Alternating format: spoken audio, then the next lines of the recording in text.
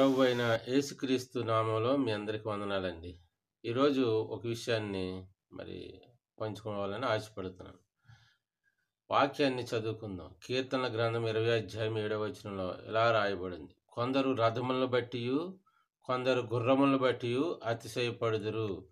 మనమైతే మన దేవుడైన యెహోవా నామమును బట్టి అతిశయపడుదుము అని వాక్యం సెలవిస్తుంది. నిజమే. ఈరోజు మనం అందరం దేనిని బట్టి అతిశయిస్తున్నామని ఆలోచన చేసుకుందాం. లోక సంబంధమైన వాటి గురించి మనం అతిశయపడుతున్నామా? లేకపోతే దేవుని విషయంలో అతిశయపడుతున్నామా? ఇదిగో మన బలాన్ని బట్టి, మన ధనాన్ని బట్టి, మన యొక్క జ్ఞానంను బట్టి, మన అధికారంను బట్టి అతిశయపడుతున్నామేమో ఆలోచన చేయండి.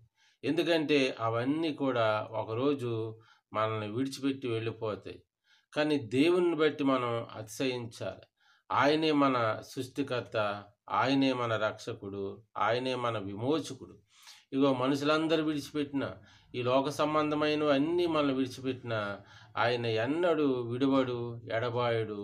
ఎప్పుడు మనతో ఉంటాడు, మనకు తోడుగా నీడగా ఉంటాడు. అందుకనే మనం దేవుణ్ణి బట్టి అతిశయించాలని భక్తుడైన దావీదు చెప్తున్నాడు. దావీదు కూడా మరి లోక సంబంధమైన అధికారాన్ని బట్టి, రథములను బట్టి, గుర్రములను బట్టి, సైన్యాన్ని బట్టి అతిశయించలేదు. కానీ దావీదు జీవితంలో ఎప్పుడు కూడా దేవుణ్ణి బట్టి అతిశయించాడు.